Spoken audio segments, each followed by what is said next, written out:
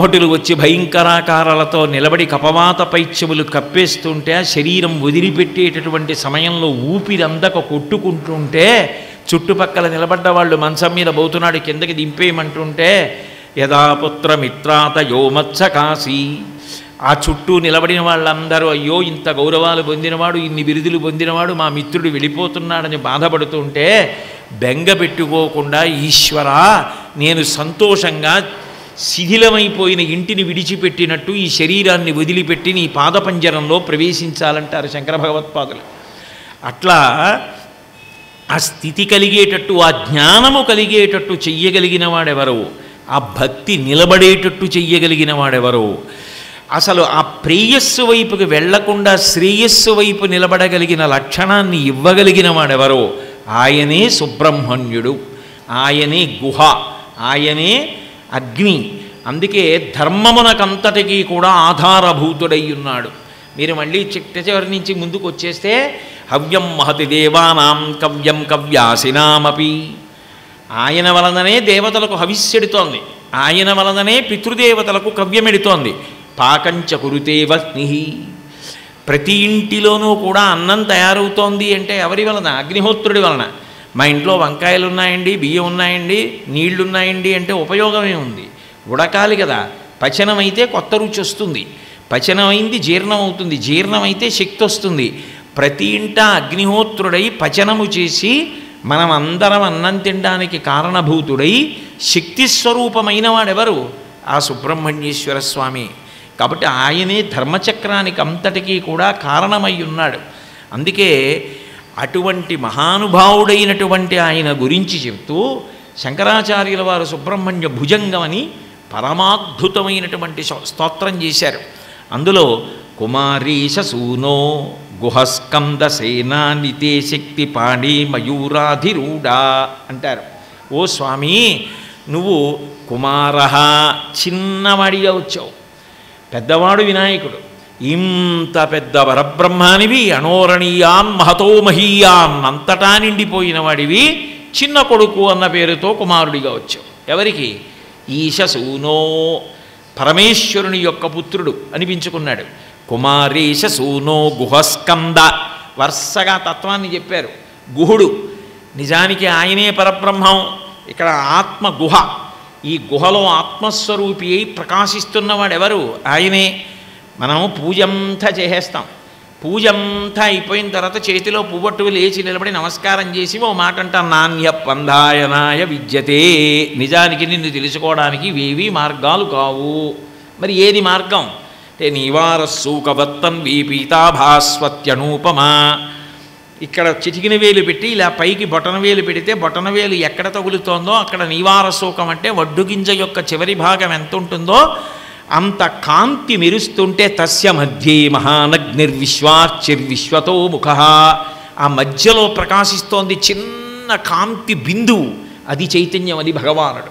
దాన్ని మీరు ఏ పేరు పెట్టి పిలవండి, నిజానికి దానికి స్త్రీయా పురుషుడా నపుంసకుడా? స్త్రీ పురుష నపుంసక మూర్తియును కాక తిర్య కమర నరాది మూర్తియును కాక కర్మ గుణభేద సరసత్ప్రకాశి కాక వెనుక నన్నుయుతానగు విభుతలంతు అంటారు పోతన గారు. అంటే ఆయన స్త్రీగాడు, పురుషుడుగాడు, నపుంసకుడుగాడు, పరంజ్యోతి, ఒక వెలుగులకు వెలుగు, వెలుగుల ముద్ద, అటువంటి మహానుభావుడు. అందుకే వెలుగు, ఆ దీపం, ఆ ప్రకాశం, ఆ కాంతి రావడం ఎంతసేపు పడుతుంది అంటే ఎవరూ చెప్పలేరు. దీపం వెలిగించగానే కాంతి వచ్చింది, కాంతి రాగానే అన్నీ స్పష్టంగా తెలిసాయి. జ్ఞానము కలిగింది, అజ్ఞానం పోయింది, అజ్ఞానం పోగానే రజ్జు సర్ప భ్రాంతి పోయింది. అప్పటి వరకు పాములా కనపడితే భయం, బుసగొడుతున్నట్టుగా అనిపిస్తుంది. దీపం పట్టుకొచ్చి చూడగానే కాదు తాడు, తాడు అని తెలియగానే భయం అంతా పోయింది. ఆ జ్ఞాన జ్యోతి ఏదో అదే సుబ్రహ్మణ్యుడు. అందుకని స్కందుడయ్యాడు. కుమారేశ సూనో గుహస్కంద, స్కందుడవై ఉత్తరక్షణ ఫలితాన్ని ఇవ్వగలిగినటువంటి గురుస్వరూపమైన జ్ఞానజ్యోతివి నీవే. జ్యోతులకు జ్యోతి సూర్యభగవానుడు. అందుకే ఆయన వచ్చాడనుకోండి, ఉత్తరక్షణ ప్రయోజనం కాంతి, ఉత్తరక్షణ ప్రయోజనం, అందరిలోనూ చైతన్య స్ఫూర్తి. మహాభారతం విరాట పర్వం చేస్తూ తిక్కనగారు సూర్యబింబాన్ని వర్ణిస్తారు. నీరజాకరములు నిష్ఠయై చేసిన భవ్యతపంబు ఫలమనంగా దినసముఖాఖినందిత చక్రయుగ్మకంబులయనురాగంపు బ్రూవనంగా హరిహర బ్రహ్మ మహానుభావంబులొక్కటింగాగరగిన గట్టి అనగా అతుల వేదత్రయ లతికాచయము పెనుబొందన్ పుట్టెడు మూల కందమనగా అఖిల జగముల కందెర యగుచు జనసమాజ కరపుట హృదయ సరోజములకు ముకుళనంబును జృంభణంబును నచ్చి భానుబింబంబు పూర్వాద్రిపై వెలింగే అంటారు. ఆ సూర్యబింబం ఉదయించేటప్పటికి తూర్పు దిక్కున ఒక్కసారి నీరజాకరములు నిష్ఠయై చేసిన భవ్యతపంబు ఫలమనంగా ముందు రోజు రాత్రంతా మొగ్గలై తామర ముగ్గలు అంజలి పట్టి ఘటి చేతులతోటి నమస్కరించి సూర్యభగవానుడి యొక్క ప్రకాశం కోసం ఎదురు చూస్తే కిరణం పడగానే ఒక్కసారి అన్ని కోట్ల తామర పూలు ఇచ్చుకున్నాయి. రాత్రంతా కళ్ళు కనపడక బాధపడినటువంటి చక్రవాక పక్షులు కలుసుకుని ఆనందంతో ఒకదాన్నొకటి స్పృశించి సంతోషపడిపోయి సృష్టికర్త, స్థితికర్త, ప్రళయకర్త అని మూడు మూర్తులుగా ప్రకాశించేటటువంటి బ్రహ్మ, విష్ణువు, రుద్రుడు ముగ్గురు కలిసి పరబ్రహ్మమై ఒక్కటిగా జ్యోతిస్వరూపంగా కనబడితే అదే వెలుగుల ముద్దయ్యి కంటి ముందు కనబడుతోంది తూర్పు దిక్కున. వేదత్రయీ అంటారు. రుక్కు, యజ్జు, సామ, అథర్వణ వేదం ఈ మూడింటిలోకి వెళ్ళిపోతున్నాయి. అందుకే శంకరాచార్యులు వారి శివానంద లహరి చేస్తూ త్రైవేద్యం హృద్యం త్రిపురహరమాద్యం త్రినయనం జటాభారోధారో చలదుర్గహారం మృగధరం అంటారు. మూడుగానే చెప్తారు వేదాన్ని. అటువంటి మూడు వేదములు కలిసిపోయి ముద్దయిపోతే ఆ ముద్దలోంచి మూడు వేదములన్న తీగలు బయటికి వచ్చే దుంపని చూడాలంటే అదే సూర్యబింబం. ఆ సూర్యబింబం ఉదయించగానే అఖిల జగముల కందెరయగుచు సమస్త ప్రాణుల యొక్క కనురెప్ప పైకి లేస్తోంది. ఒక్కసారి ఈ రెండు చేతులు ఇలా ముకిళించుకుని నమస్కారం చేస్తున్నాయి. ఒక్కసారి హృదయ సరోజములన్నీ విచ్చుకుంటున్నాయి. ఇన్ని కోటాను కోట్ల ప్రాణుల యొక్క హృత్సరోజములు విచ్చుకునేటట్టు, కనురెప్ప పైకి లేచేటట్టు, చీకట్లు తొలగిపోయేటట్టు చేసిన బింబమునకు ఎంత సమయం పట్టింది ఆ కాంతిని ఇవ్వడానికి? ఉదయించడమే ఆలస్యం అంతే. నమస్తామ్రాయ చ అరుణాయ చ నమ శంగాయ చ పశుపతయే చ నమ ఉగ్రాయ చ భీమాయ చ నమో అగ్రే వధాయ చ దూరే వధాయ చ నమో హంత్రే చ హనీయసే చ అని రుద్రంలో చెప్పినట్టు నమస్తామ్రాయ చ అరుణాయ చ ఆ ఎర్రని బింబం ఉదయించగానే ఆ చిక్కతనం తగ్గి నారింజ రంగులోకి వెళ్ళగానే ఆ ప్రకాశం పెరగగానే జగత్తంతా కూడా ద్యోతకమవుతోంది. అఖిల జగముల కందెర యగుచు జనసమాజకరపుట హృదయ సరోజములకు ముకుళనంబును జృంభణంబును నచ్చి భానుబింబంబు పూర్వాద్రిపై వెలింగే. ఆ కాంతి ఒక్కసారి జగత్తునంతటినీ కూడా ఉద్దీపనం చేస్తోంది, చైతన్య స్ఫోరకం చేస్తోంది. సుబ్రహ్మణ్యానుగ్రహం కూడా అంతే. అందుకని స్కంద ఎంతసేపు పట్టాలి ఆయనకి?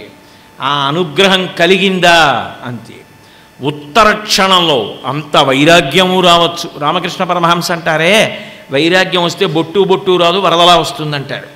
అట్లా వరదల జ్ఞానం కలగాలన్నా, వరదల వైరాగ్యం కలగాలన్నా, వరదల కవిత్వం కలగాలన్నా, వరదల ధార్మిక దృష్టి కలగాలన్నా ఆ అనుగ్రహము ఒక్కసారి ప్రకాశిస్తే చాలు, ఆ దీపం వెలిగితే చాలు.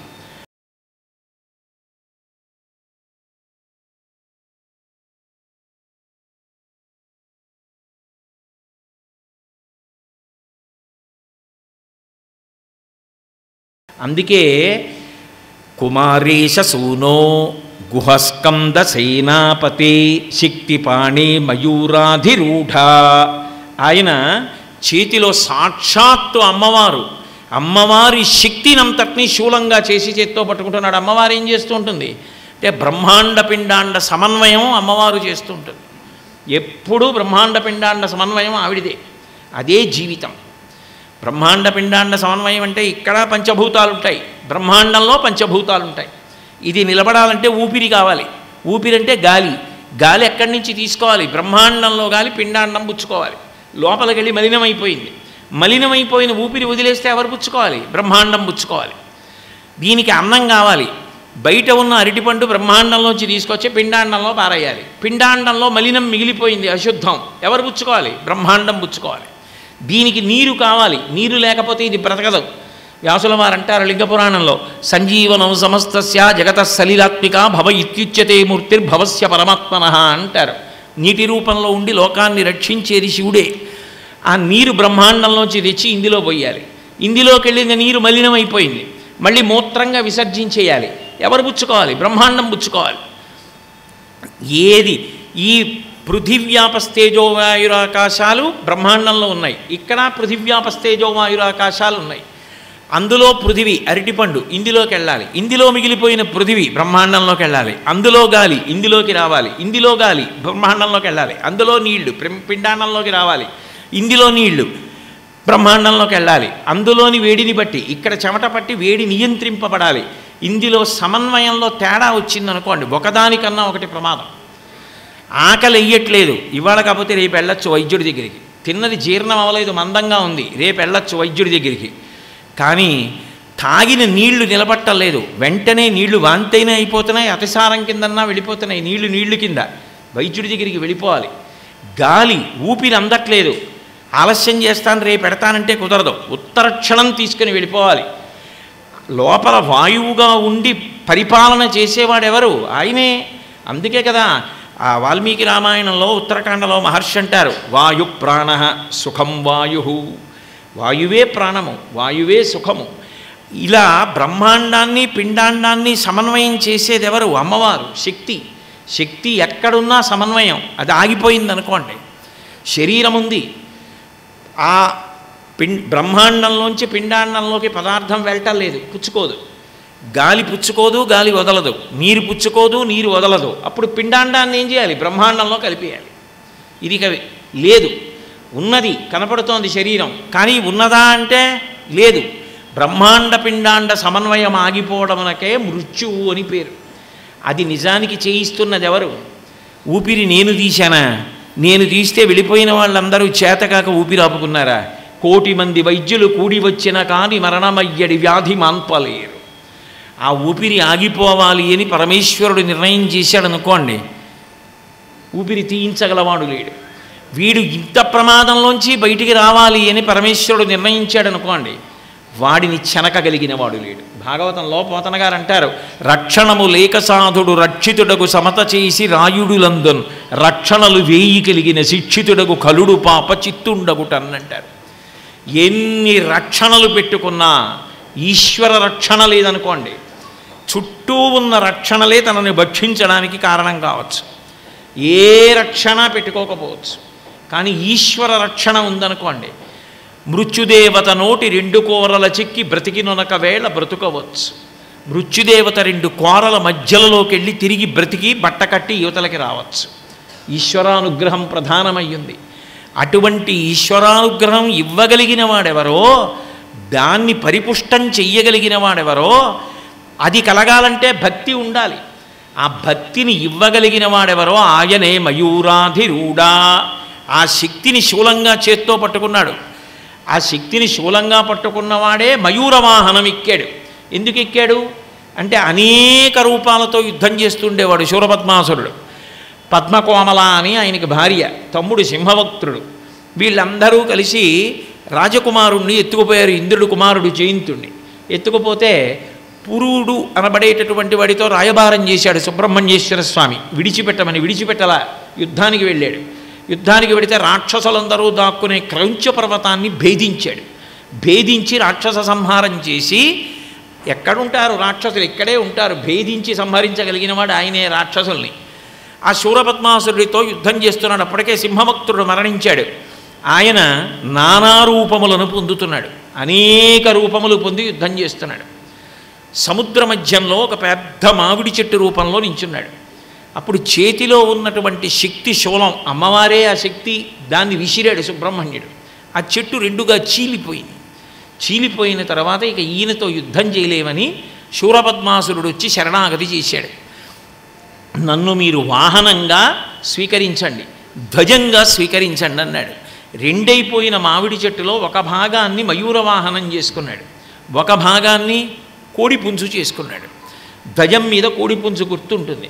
నిజానికి ఆయన మయూర వాహనం ఎక్కుతాడంటాం, నెమలి వాహనం మీద ఉన్నాడు అంటాం. సుబ్రహ్మణ్యుడి విషయంలో నెమలి వాహనం పెట్టడాన్ని బట్టి తెలుస్తుంది.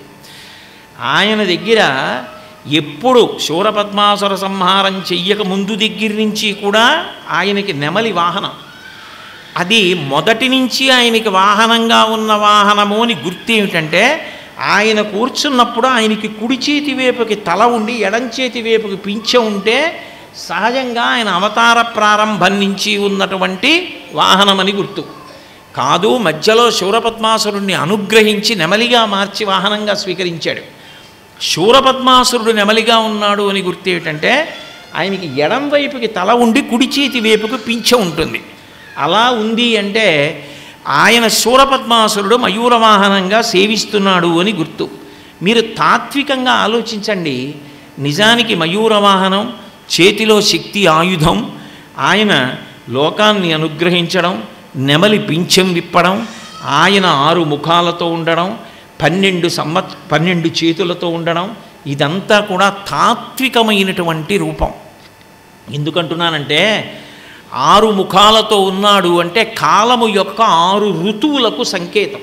ప్రకృతి ఒక్కొక్క ఋతువునందు ఒక్కొక్క రకంగా మారిపోతుంది. అదే మోహింపచేస్తుంది. ప్రకృతికి మోహింపచేసే లక్షణం ఉంటుంది.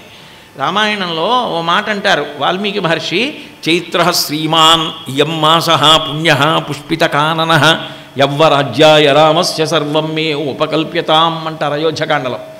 రాముడికి యవ్వరాజ్య పట్టాభిషేకం చేస్తానంటూ ఆ దశరథ మహారాజు గారు అంటాడు, ఇది చైత్రమాసం, అరణ్యములన్నీ కూడా రకరకాల పువ్వులతో శోభిస్తూ ఉంటాయి, చెట్లన్నీ కూడా చిగర్చి ఆకుపచ్చగా సతతహరితారణ్యములుగా కనపడుతూ ఉంటాయంటాడు. ప్రకృతి వసంత ఋతువులో అంత శోభస్కరంగా ఉంటుంది. వర్ష ఋతువు వచ్చిందనుకోండి, అదే రామాయణ అరణ్యకాండలో వర్ణిస్తారు. ఆర్ద్రపురుగులు వరుసగా పాకుతుంటే ఆకుపచ్చ గడ్డి మొలిస్తే ఎర్రటి అంచున్న ఆకుపచ్చ పట్టు చీర కట్టుకున్న భూదేవిలా ఉందిట. ఆ పర్వత శిఖరం మించి నిలబడి చూస్తే ఆకుపచ్చ పట్టు చీర ఎర్రటి అంచు కట్టుకున్న భూదేవి ఎలా ఉంటుందో అట్లా కనపడుతోంది నాకు ఆర్ద్ర పురుగులు వరుసక్రమంలో పాకుతున్న పచ్చిగడ్డితో ఉన్న ఈ భూమి అంటాడు రామచంద్రమూర్తి లక్ష్మణస్వామితో మాట్లాడుతూ. ఒక్కొక్క ఋతువు ఒక్కొక్క అందం. 6 ఋతువులు 6 ముఖాలు, 12 చేతులు 12 మాసాలు, చైత్రం నుంచి ఫాల్గుణం వరకు. ఈ 12 మాసములతో 6 ఋతువులుగా 6 ముఖాలతో ప్రకాశించేటటువంటి స్వామి ఈ కాలమునందు ప్రకృతి స్వరూపంగా ఒక్కొక్క ఋతువులో ఒక్కొక్క రకమైనటువంటి మోహబుద్ధి, ఒక్కొక్క రకమైన ఆకర్షణ, ఒక్కొక్క రకమైన సంతోషం. ఏదో హేమంత ఋతువు వచ్చిందనుకోండి, అన్నీ వణికిపోతుంటాయి, గజగజ గజ గజ గజగా వణికిపోతుంటే ఒక్క భూమి మాత్రం వణకకుండా ఉంటుంది. ఆ వణకకుండా ఉన్న భూమిని చూశాట. చూసి ఆ శీతాకాలానికి అధిష్టాన దేవత అయినటువంటి ప్రభువు చూసి సమస్త ప్రాణులు వణికిపోతున్నాయి. తానచలయై చెల్వొందు భూదేవికిన్ సీతత్తు ప్రభుడిచ్చు వజ్రముల రాశింబోలే నల్వంకలన్నన్నాడు కవి. పచ్చిగడ్డి మీద మంచు పడితే, తెల్లవారేటప్పటికి సూర్యకిరణాలు పడితే పచ్చిగడ్డి చివరి నుంచి జారుతున్న నీటి బిందువు, ఆ మంచు బిందువు కరిగి ముత్యాల్లా కనపడుతుంది.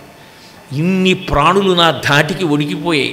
నువ్వు వణకకుండా నించున్నావు భూదేవి, నీకు నేను వజ్రాల రాసులు బహూకరిస్తున్నానని భూదేవతకి కటాక్షించాడా అన్నట్టుగా ఉన్నాయిట ఆ మంచు బిందువులు. ఒక్కొక్క ఋతువునందు ఒక్కొక్క శోభ. ఇప్పుడు మళ్ళీ ప్రకృతి ఋతువులు, శోభ, రామాయణము, భారతము, భాగవతము, వర్ణాలు అటువైపుకి వెళ్ళిపోతే దానికి అంతే ఎక్కడ ఉంటుంది. కాబట్టి ఇదే పింఛం విచ్చుకోవడం, ఇవన్నీ జరుగుతుంటాయి. ఈ కాలమునందు భూతము, భవిష్యత్తు, వర్తమానము. నిజానికి 3 ఉంటాయా? ఉండవు. కాలాన్ని మనం విభాగం చేసుకుని సంతోషపడిపోతున్నాం. భూతకాలం గాయం మాసిపోవడానికి పనికొస్తుంది. మరుపు, ఎన్నో దురదృష్టకరమైన సంఘటనలు జరుగుతాయి, అవన్నీ కూడా మరిచిపోవడానికి భూతకాలం కారణమైంది. అలాగే సాధించిన దాన్ని ఆధారం చేసుకుని వృద్ధి పొందడానికి భూతకాలం కారణమైంది. భవిష్యత్ ఒక ఆశ, వర్తమానం సద్వినియోగం చేసుకోవాలి, చక్కగా అన్వయం చేస్తే 3గా ఉంది. ఈ విచ్చుకునేటటువంటి లక్షణమే ఆ పింఛం. ఇది అనంతం. నిజానికి ఈ కాలము ఎవరి చేతిలో ఉందో వాడు అనంతుడు. అనంతము ఆకాశము, అదే నెమలికంఠం రంగు అంటారు కదా, నీలంగా ఉంటుంది. ఇప్పుడు ఈ కాలమునందు జీవులందరూ వస్తున్నారు, కాలమునందు జీవులందరూ వెళ్ళిపోతున్నారు. ఈ వస్తున్న జీవులందరూ, ఒకడు మనిషిగా వస్తున్నాడు, ఒకడు కుక్కగా వస్తున్నాడు, ఒకడు పందిగా వస్తున్నాడు, ఒకడు పిల్లిగా వస్తున్నాడు. రావడానికి వీళ్ళు చేసిన పాపపుణ్యములను లెక్కపెట్టి ఆ శరీరములను ఇస్తున్నవాడు ఎవరో ఉన్నాడు. చంద్రశేఖరేంద్ర సరస్వతి మహాస్వామి వారి మాటల్లో చెప్పాలంటే ఉన్నాడని గుర్తేమి. అక్కడ ఉన్నదానిని బట్టి. నేను వచ్చేటప్పటికీ కుర్చీ వేసింది, కుర్చీ వేసిన వాడొకడు ఉన్నాడు. ఈ తివాచీ వేసింది, వేసిన వాడొకడు ఉన్నాడు. ఈ మందిరం ఉన్నది, దీనిని కట్టినవాడు ఉన్నాడు. దీని యందు దీపములు వెలుగుతున్నాయి, దీపములు వెలిగించిన వాడు ఉన్నాడు. జరిగిన దానిని బట్టి అక్కడ ఒకడు ఉన్నాడని గుర్తు. అసలు ఈ శరీరము నిర్మింపబడింది, ఇది ఎంత అద్భుతం! భాగవతం దశమస్కందంలో దేవతలు అంటారు, ఒక్క ఆత్మ సుఖదుఖములనేటటువంటి 2 పళ్ళ కోసం సత్వరజస్తమో గుణములనేటటువంటి 3 గుణములతో, ధర్మార్థకామమోక్షములనే 4 విధములైన పురుషార్థములతో, శబ్దస్పర్శరసరూపగంధములనేటటువంటి సమస్త సుఖములకు కారణమైన 5 తన్మాత్రలతో, పంచ జ్ఞానేంద్రియములు, ఒక మనస్సు అనబడేటటువంటి 6 సంఘాతంగా, చర్మము, రక్తము, మాంసము, కొవ్వు, అస్థి, శుక్ల, మేధ అనబడేటటువంటి 7 పొరలతో, 2 కాళ్ళు, 2 చేతులు, 4, 5 శిరస్సు, 6 కంఠము, 7 హృదయము, 8 ఉదరము అనబడేటటువంటి 8 అవయవములను కలిపి 9 రంధ్రములు కలిగిన తొర్ర, 2 కళ్ళు, 2 ముక్కు కన్నాలు, 2 చెవి కన్నాలు, 6 నోరు, 7 మలద్వారం, 8 మూత్రద్వారము, 9 రంధ్రములు ఉన్న ఒక తోలుతిత్తిలో 10 వాయువులు, ప్రాణ, అపాన, వ్యాన, ఉదాన, సమాన, నాగ, కూర్మ, కృకర, ధనంజయ, దేవదత్తములనేటటువంటి 10 వాయువులను కుంభించి తన శాసనం అయ్యే వరకు బయటికి వెళ్లకుండా నిలబెట్టిన వాడెవరో వాడు పరమాత్మ. ఆయనది అపూర్వమైనటువంటి సృష్టి. ఇన్ని ప్రాణులను, ఇన్ని శరీరాలను ఎలా సృష్టిస్తున్నాడు అసలు? ఆయన ఎంత గొప్ప శిల్పి అయి ఉండాలి. మహాస్వామి వారు ఒకసారి ఒక సభలో ఓ మాట అన్నారు, చిన్నతనంలో నేను కాగితం మీద వ్రాసిన అక్షరాలు చెరిగిపోయాయి. ఏ ఉలిపెట్టి శిల్పి గీశాడో ఈ గీతలు. ఆ తర్వాత ఎన్నిసార్లు కడిగానో. నాతో వచ్చిన ఈ గీతలు నాతో వెళ్ళిపోవాలి తప్ప ఈ గీతలు చెరిగిపోలేదు. ఏ ఉలిపెట్టి గీశాడో. ఆయన యొక్క శిల్ప సౌందర్యానికి ఆయన ఇన్ని కోట్ల ప్రాణుల్ని తయారు చేస్తున్న అద్భుతం ఎంత గొప్పది. కాలోహి బలవాంకర్త సతతం సుఖదుఃఖయో నరాణం పరతంత్రాణం పుణ్యపాపానుయోగత అంటాడు దేవీ భాగవతంలో వ్యాసభగవానుడు. సమస్త జీవులు చేస్తున్నటువంటి పాపపుణ్యములను దృష్టిలో పెట్టుకొని కాలంలో మళ్ళీ పాపానికి దుఃఖం, పుణ్యానికి సుఖం అనుభవించడానికి వీలుగా శరీరములను సృజించి ఆయన పంపిస్తున్నాడు అంటే ఆయనే కాలమునకు అంతటికీ కూడా అతీతమై నడిపిస్తున్న భగవత్ స్వరూపం. అది చెప్పడానికి మయూరాధిరూఢ ఆయన అనుగ్రహం కలిగింది అంతే. మహానుభావుడు ఎంతసేపు ఆయనే సేనాపతే శక్తి పాణి, ఆయన చేతిలో శక్తి ఆయుధాన్ని పట్టుకున్న సేనాపతి. దుర్గుణములను తీసేసి సద్గుణములను పెట్టి ధర్మాచరణము చేయించి ఇక మళ్ళీ శరీరంతో రాకుండా చేయించగలిగిన అనుగ్రహ ప్రదాత కూడా ఆయనే. ఆయన అంత గొప్పవాడు. పుళిందాత్మ జాకాంత, ఆయనకి ఒకరు ఎక్కువ ఒకరు తక్కువ అన్న భేదాలేం లేవు. ఇంద్రుడి కూతురైన దేవసేన ఆయనకి భార్యయే. సామాన్యమైనటువంటి వ్యక్తి అరణ్యములలో తిరిగేటటువంటి ఆయన కుమార్తె వల్లీదేవి ఆయన భార్యయే. ఆయన దృష్టిలో భక్తి ప్రధానం తప్ప ఏ ఇతర కారణము చేత ఒకడు ఎక్కువ ఒకడు తక్కువ ఆయనకు ఉండదు. అన్ని ప్రాణులకు ఆయనకి సమానముగానే చూస్తాడు. లేకపోతే లోపల ఆత్మగా ఎలా ఉన్నాడు? నాకు బొద్దింకంటే అసహ్యమేమో, ఆయన అసహ్యం అంటే బొద్దింక నడిచేది ఎలా? దాని ప్రాణం దానికి ఉంది, దాని ప్రత్యుత్పత్తి దానికి ఉంది, దాని ఆకలి దానికి ఉంది, దాని దాహం దానికి ఉంది, దాని నివాసం దానికి ఉంది, దాని భయం దానికి ఉంది, దాని షడూర్ములు దానికి ఉన్నాయి. అందులో ఆయన ఆత్మగా ఉండకపోతే ఆ శరీరంతో ఆ జీవుడు చేసుకున్న పాపాలను ఎలా పోగొట్టుకుంటాడు? పోగొట్టుకోవాలంటే ఆయన లోపల ప్రవేశించాలి. ఇంత ఉపకారం చేస్తున్నవాడు ఉన్నాడే ఆయన. పులిందాత్మ జాకాంత భక్తార్తిహారీం, భక్తుల యొక్క ఆర్తిని హరించేటటువంటి లక్షణం ఉన్నవాడు. ఆర్తో జిజ్ఞాసురర్థార్థి జ్ఞానీచ భరతర్షభ అంటాడు కదా గీతాచార్యుడు. చతుర్విధా భజంతే మాం జనాత్ సుకృతినోర్జున, ఆర్తో జిజ్ఞాసురర్థార్థి జ్ఞానీచ భరతర్షభ. నన్ను 4 రకాల భక్తులు సేవిస్తున్నారయా అర్జున. అందులో ఆర్తి కలిగిన వాళ్ళు జిజ్ఞాసువు, జ్ఞాని. ఆర్తో జిజ్ఞాసురు అర్థార్థి, ధనం కావాలనుకున్నవాడు, మోక్షం కావాలనుకున్నవాడు, 4 నన్నే సేవిస్తున్నారు అన్నాడు. అయినప్పుడు ఆర్తితో ఉన్నటువంటి వాడు భగవంతుణ్ణే వేడుకుంటాడు. అప్పటికప్పుడు ఏదో కష్టం వచ్చింది, ఆపద నుంచి బయటపడాలి. ఎవరు రక్షించాలి? భగవంతుడు రక్షించాలి తప్ప మన ప్రయోజనంతో మనం రక్షించుకుంటే అసలు ఆయన భగవానుడు ఎందుకు అవుతాడు? అందుకు శంకర భగవత్పాదులు అంటారు, సదాధ్యాయతే హృత్సరోజే గుహంతం, సదా నిన్ను నా హృత్సరోజమునందు చింతన చేస్తున్నాను, ధ్యానం చేస్తున్నానంటారు.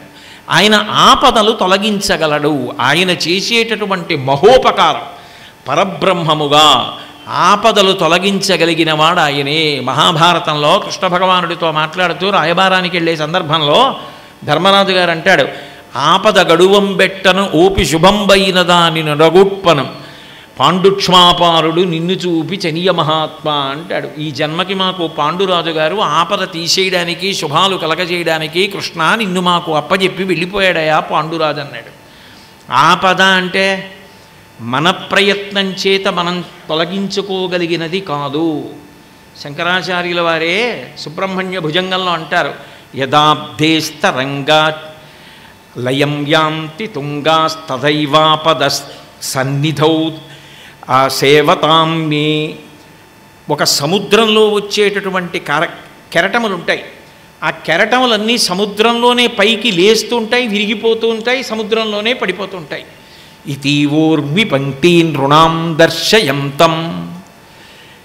ఆ సముద్రంలో పుట్టిన కెరటాలు సముద్రంలోనే విరిగి పడిపోయి సముద్రంలోనే కలిసిపోయినట్లుగా నా దర్శనానికి వచ్చిన వాళ్ళు, నన్ను ధ్యానం చేసిన వాళ్ళు, నన్ను ఉపాసన చేసిన వాళ్ళు, నన్ను పూజించిన వాళ్ళు ఆపదలు పొందరు అని సాక్షాత్తుగా స్వామివారు చెప్తున్నారా అన్నట్టుగా ఆ తిరుచెందూరు క్షేత్రంలో కొండ మీద నిలబడి సముద్రం వంక చూపిస్తున్నాడు.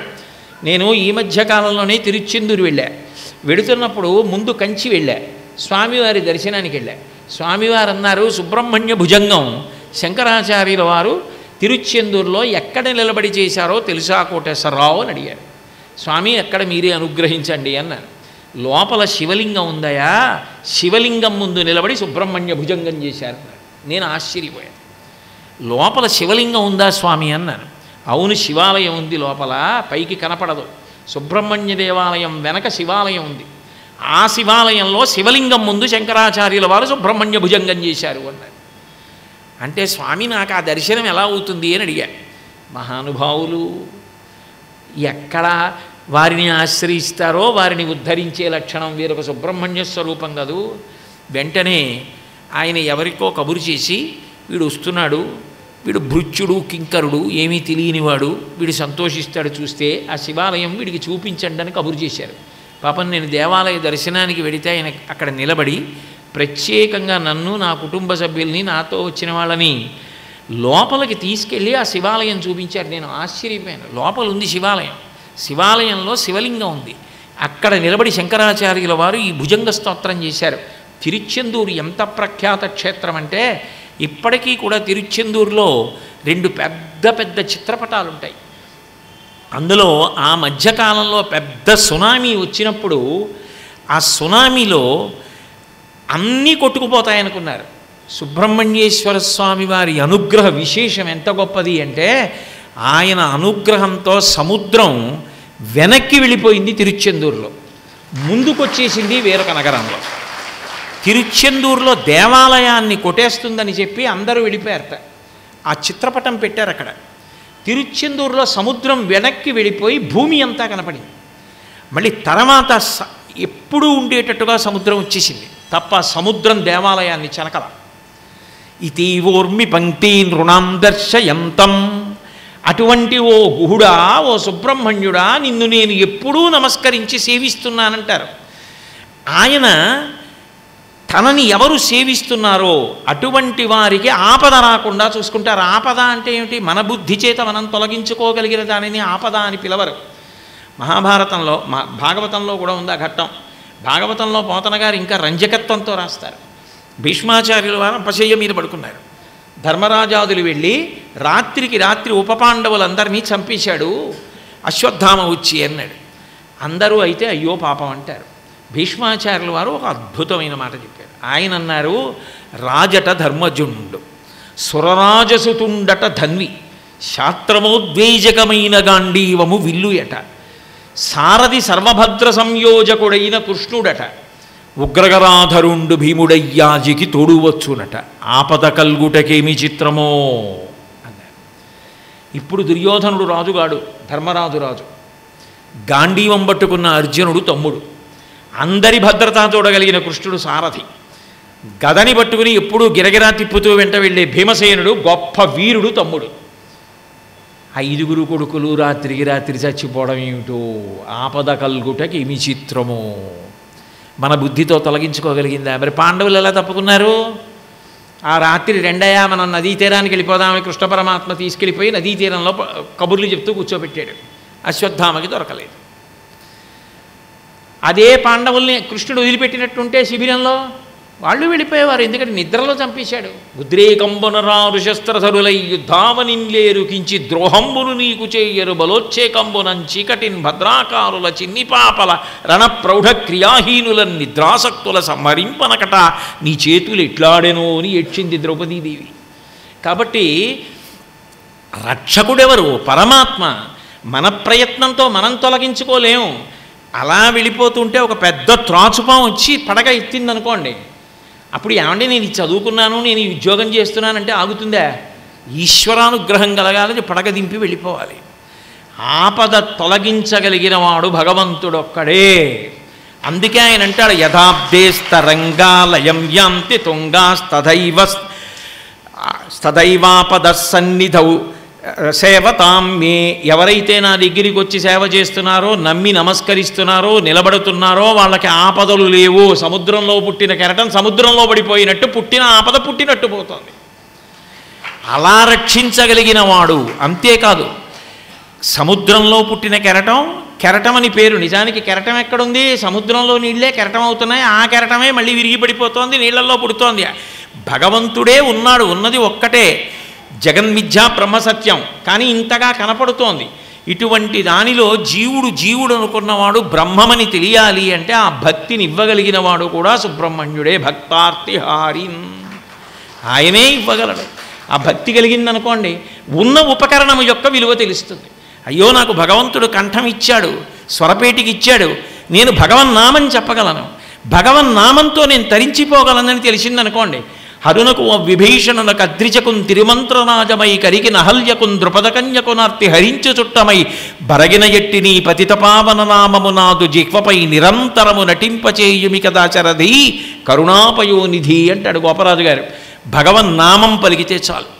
ఆయన ఇచ్చినందుకు భక్తి, భగవంతుడిచ్చిన మనస్సుతో భగవంతుణ్ణి స్మరించగలిగితే చాలు. భాగవతంలోనే ప్రథమ స్కందంలో పరీక్షిత్తు కలిపురుషుణ్ణి నిగ్రహించడానికి వెళ్ళాడు. కలిని చంపలేదు. ఎందుకు చంపలేదు అంటే ఒక్కటే కారణం, కలిని చంపేయచ్చు, చంపలేనివాడు కాదు పరీక్షిత్తు. చంపేస్తే మనందరికీ ఒక ప్రమాదం ఉంది. కలి సాధువు అన్నాడు వ్యాస భగవానుడు. కలియుగానికి ఉన్న గొప్పతనం ఏమిటంటే, పుణ్యాన్ని చేస్తాను అని త్రికరణ శుద్ధిగా అనుకుంటే చాలు, వాడు చేసినట్టే. చేసిన కాని పాపములు చెందవు, చేయతలంచినంతటన్ చేసెదనన్న మాత్రమున చెందుకలా కలిలోన పుణ్యముల్ మోసము లేదటంచు నృపముఖ్యుడు కాచె కలిన్ మరందముల్లాసముతోడ గ్రోలి విరులం తెగవేయని తెటికైవడిన్ అన్నారు. తుమ్మెద పువ్వు మీద వాలి మకరందం తాగుతుంది. ఎంత బాగా తాగుతుంది అంటే 6 కాళ్లతో వచ్చిన తుమ్మెద అంత కోమలమైన పువ్వు యొక్క రేకుల మీద వాలి తన తొండాన్ని పువ్వులో గుచ్చి ఆ తేనెని తాగినప్పటికీ కూడా ఎక్కడా పువ్వుకి ఇబ్బంది కలగకుండా తేనె తాగినట్టు కలియుగంలో ఉన్న గొప్పతనం ఏమిటంటే, మనస్ఫూర్తిగా నేను చెయ్యాలనుకుంటే వాడు చేశాడని పుణ్యం ఇస్తారు. నాకు గంగా స్నానం చేయాలని ఆర్తి పొందాను అనుకోండి, ఏదో నోటితో అనడం కాదు, త్రికరణ శుద్ధిగా ఆర్తి పొందితే గంగా స్నానం చేశాడు.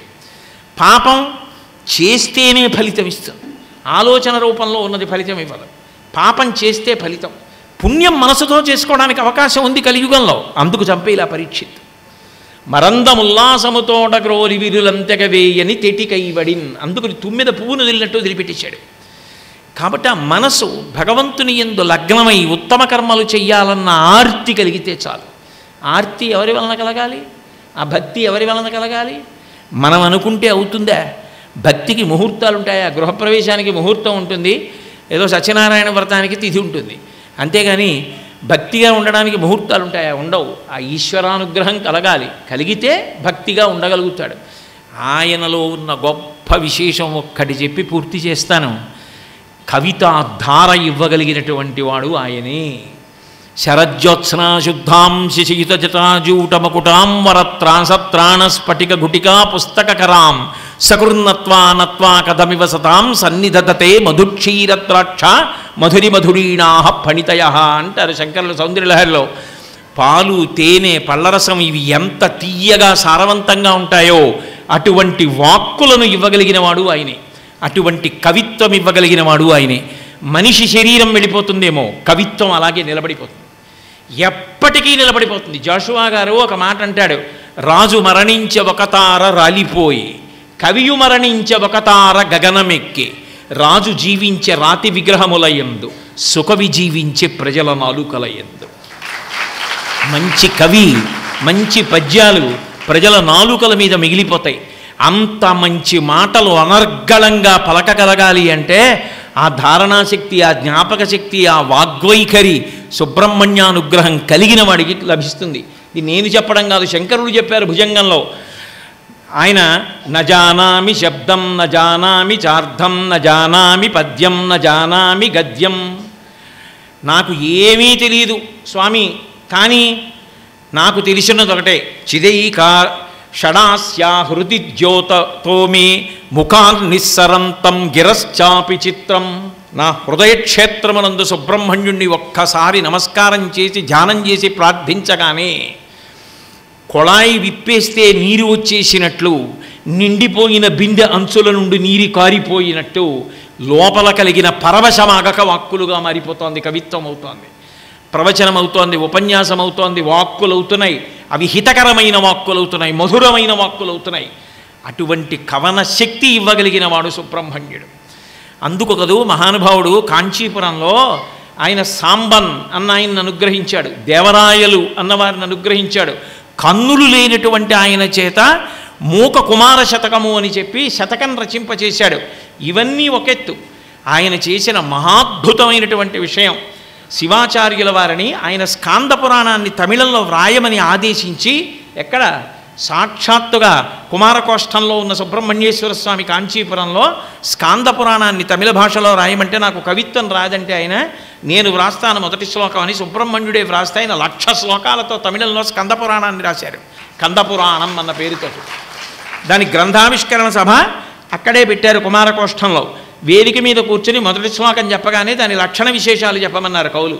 ఇది నేను రాయలేదు, సుబ్రహ్మణ్యుడు రాశాడన్నాడు. మేము నమ్మడం ఎలా, మేము నమ్మమని చెడిపోయాడు. ఆయన ఇంటికి వెళ్ళి మళ్ళీ సుబ్రహ్మణ్యుడిని ప్రార్థన చేశాడు. ధైర్యంగా వచ్చాడు సభకి. వస్తాడు సుబ్రహ్మణ్యుడు నన్ను అనుగ్రహిస్తాడని.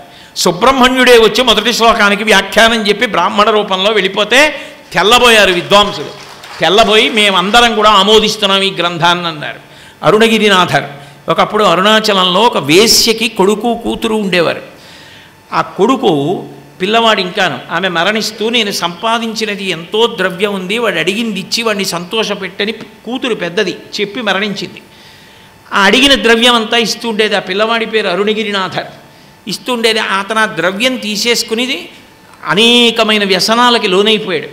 ఇక ఎంత స్త్రీ వ్యసనం పట్టుకుంది అంటే ద్రవ్యం అంతా అయిపోయింది. అయినా అక్కగారిని వేధించేస్తున్నాడు. ఆవిడ ఇంకా విసిగిపోయింది. నీకు కావలసినది స్త్రీ సుఖమే కదా, మనకి తల్లి ఒక్కతే కానీ తండ్రులు వేరు, ఇది కూడా స్త్రీ శరీరమే, దీన్ని అనుభవించి సంతోషాన్ని తీర్చుకోమని చేయి పట్టుకుంది. అంతే, అది సుబ్రహ్మణ్యానుగ్రహం అంటే. అంతే స్కందుడు. అంతే ఆయన చేసిన పాపాలకి పరితాపం పొందాడు. ఈ మాట చాలు నాకు కొరడా దెబ్బ, చీ దిక్కుమాలిన జన్మ ఎందుకు వచ్చింది, స్వామి సమక్షంలో శరీరం వదిలేస్తానని గోపురం ఎక్కి దాని మించి దూకేశాడు అరుణాచలంలో. సుబ్రహ్మణ్యుడు వచ్చి చేతులతో పట్టుకుని షడక్షరీ మహామంత్రాన్ని ఉపదేశం చేసి రుద్రాక్షమాల ఇచ్చాడు. జపం చేశాడు. సుబ్రహ్మణ్యానుగ్రహం మహాకవి అయిపోయి తిరుప్పగళ్ అని సుబ్రహ్మణ్య సంబంధమైన కావ్యాన్ని రచించాడు. ప్రౌఢదేవరాయలు పరిపాలిస్తున్నాడు ఆ రోజుల్లో. ఆ ప్రౌఢదేవరాయల వారు అడిగారు నాకు సుబ్రహ్మణ్య దర్శనం చేయించమని. నా దర్శనం నువ్వు చేయిస్తే వాడి కళ్ళు పోతాయి, నన్ను తట్టుకోలేడు, నా జ్యోతిస్వరూపాన్ని అన్నారు. కళ్ళు పోయినా పర్వాలేదు, నాకు దర్శనం చేయించమన్నాడు. ప్రౌఢదేవరాయలకి వారికి దర్శనం ఇమ్మని అడిగారు. అరుణగిరినాథర్ స్తంభంలో కనబడి దర్శనం ఇచ్చారు. అంత భక్తపరాధీనుడు. ఆ తేజస్సు చూడలేక ప్రౌఢదేవరాయల వారికి కళ్ళు పోయి కళ్ళు పోతే అప్పుడు మళ్ళీ అరుణగిరినాథర్ ప్రార్థన చేస్తే సుబ్రహ్మణ్యేశ్వర స్వామి వారు ఆ ప్రౌఢదేవరాయల వారికి నేత్రదృష్టిని ఇచ్చేశారు.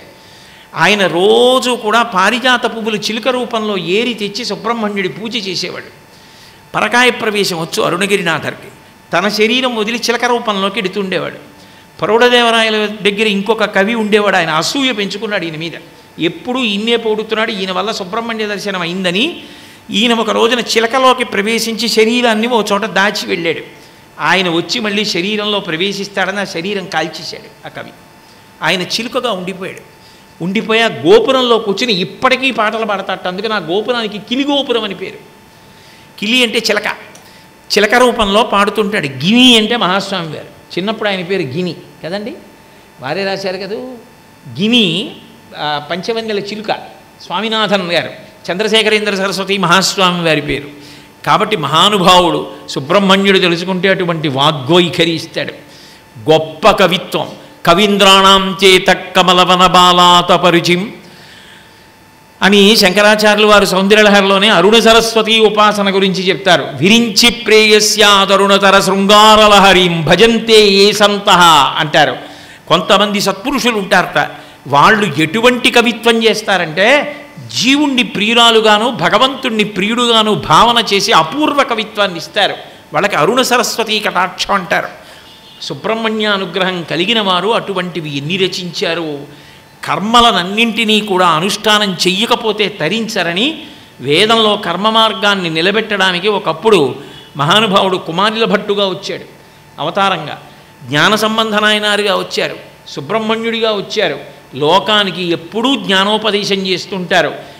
మనసులో సుబ్రహ్మణ్యుణ్ణి గుణిగిన ఆయన విని అనుగ్రహిస్తాడు. రామకృష్ణ పరమహంస అని ఎవరో అడిగారు, మనం ఇక్కడ మనసులో గుణిగిన వినబడుతుందా పరమాత్మకని అడిగారు. అడిగితే పరమహంస అన్నారు, నీకు అనుమానం ఉంటే ఒక పని చేయి, నీ ఇంట్లో కాస్త బెల్లం పొడి వేయి, వచ్చి తింటున్న చీమలలో అన్నింటిలోకి చిన్న చీమనొక దాన్ని చూసి దాని కాళ్ళకి గజ్జెల పట్టీలు చెయ్యగలిగినటువంటి వారి దగ్గరికి వెళ్ళి గజ్జెల పట్టీలు చేయించి కాళ్ళకి పెట్టి విడిచిపెట్టు.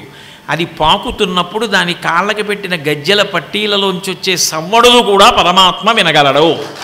నీకు అనుమానం ఎందుకన్నారు. అటువంటి మహానుభావుడు వార్తత్రాణ పరాయణుడు. ఆయన గురించి ఏం చెప్తాం. నిజానికి ఆయన మయూరాధిరూఢ, ఆయన కాదు నెమలి ఎక్కేవాడు. ఆయన గురించి విని పరవశించిపోయిన భక్తుడు నెమలి. శివానందలహరిలో శంకరాచార్యులు వారు అంటారు, కారుణ్యామృతవర్షిణం ఘన విపద్గ్రీష్మచ్చిదాకర్మటం విద్యాసస్య ఫలోదయాయ సమన సంసేవ్యమిచ్ఛాకృతిం రుచ్చన్ భక్తమయూరమద్రినిలయం చెంచజ్జచామండలం శంభో వంచతి నీలకంధర సదా త్వమే మనశ్చాతక అంటారు.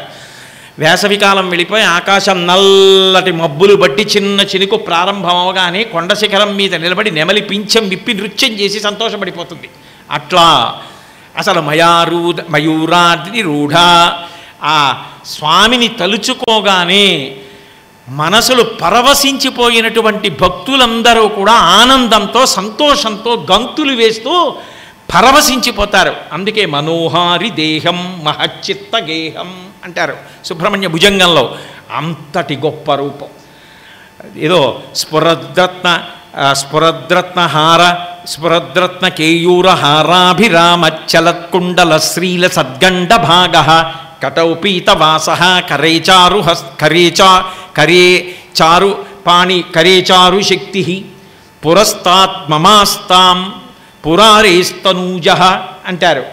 ఎంత అందగాడు. ఆ మెళ్ళో వేసుకున్నటువంటి రత్నాల హారాలు, ఆ చెవులకు పెట్టుకున్న రత్నకుండలాలు కదులుతుంటే మెరిసిపోతున్నటువంటి ఆ సుబ్రహ్మణ్య స్వరూపము నా హృదయమునందు ఎదురుగుండా సాక్షాత్కరించుగాక.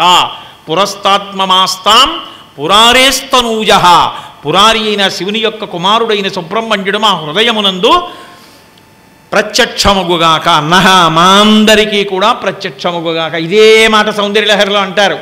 కొణత్కాంచీదామాకరికలభ కుంభస్తనలత పరీక్షీణా మధ్యే పరిణిత శరచంద్రవదన ధనుర్బాణం పాశం శృణిమపి దధానాకరతలై పురస్తాదస్తాం నః పురమధితురహో పురుషికా అంటారు. ఇక్కడ పురస్తాం మమాస్తాం పురారేస్తనూజ అంటారు. అటువంటి సుబ్రహ్మణ్యుడు మనందరినీ సర్వకాలములయందు సర్వదేశములయందు పొదివి పట్టి కాపాడి జన్మసార్థక్యమునిచ్చుగాక అని ఆయన పాదములు పట్టి ప్రార్థన చేస్తూ సాక్షాత్ సుబ్రహ్మణ్యావతారులు వారి పేరే స్వామినాథన్. అటువంటి మహాపురుషులైనటువంటి శ్రీ శ్రీ శ్రీ చంద్రశేఖరేంద్ర సరస్వతి మహాస్వామి వారి సంకల్పం మేరకు వచ్చినటువంటి మహాద్భుతమైన ఈ క్షేత్రం దినదిన ప్రవర్ధమానమై అట్లా ఆ కంచి కామకోటి పీఠాధిపతుల యొక్క పరంపరలో చంద్రశేఖరేంద్ర సరస్వతి మహాస్వామి వారి సంకల్పంతో వచ్చి విఘ్నేశ్వర దేవాలయానికి కుంభాభిషేకం జరిగి తర్వాత జయేంద్ర సరస్వతి స్వామి వారు కుంభాభిషేకం చేసి ఇప్పుడు శ్రీమద్ శంకర విజయేంద్ర సరస్వతి స్వామి వారు కుంభాభిషేకం చేయగా ఎంతో శక్తిని పుంజుకుని ఎంతో శాస్త్రీయంగా నిర్మింపబడి 1000 సంవత్సరముల శక్తిని వెదజల్లగలిగిన క్షేత్రంగా విరాజిల్లుతున్న ఈ క్షేత్రంలో ఈ మంటపంలో ఇంతమంది మహాభక్తి తత్పరులైన మీ మధ్యలో 2 రోజులైన ప్రదోషకాలంలో కూర్చుని సుబ్రహ్మణ్య వైభవం గురించి మాట్లాడేటటువంటి అనుగ్రహాన్ని నాకు ఇచ్చినటువంటి సుబ్రహ్మణ్యేశ్వర స్వామి వారికి శంకర విజయేంద్ర సరస్వతి స్వామి వారికి నా యందు అపారమైన ప్రేమ కలిగిన ఈ దేవాలయ నిర్వాహకులు శ్రీమాన్ కృష్ణన్ గారికి, సరే మా శాస్త్రి గారిది ఇంకా ఎంత ప్రేమ అంటే చెప్పలేను, అంత ప్రేమ కలిగిన చల్లా విశ్వనాథ శాస్త్రి గారికి, కామాక్షి సత్సంగ సభ్యులకి, భక్తులకి అందరికీ నా హృదయపూర్వక కృతజ్ఞతలు తెలియచేస్తూ సెలవు తీసుకుంటున్నాను. స్వస్తి. మంగళాశాసనపరై మదాచార్య పురోగమై సర్వైశ్చ పూర్వైరాచార్యై సత్కృతాయాస్తు మంగళం. మంగళం కోసలేంద్రాయ మహనీయ గుణాత్మనే చక్రవర్తి తనూజాయ సర్వభౌమాయ మంగళం. ఉమాకాంతాయ కాంతాయ కామితార్థప్రదాయినే శ్రీగిరీశాయ దేవాయ మలినాథాయ మంగళం. సర్వం శ్రీ ఉమామహేశ్వర పరబ్రహ్మార్పణమస్తు. స్వస్తి.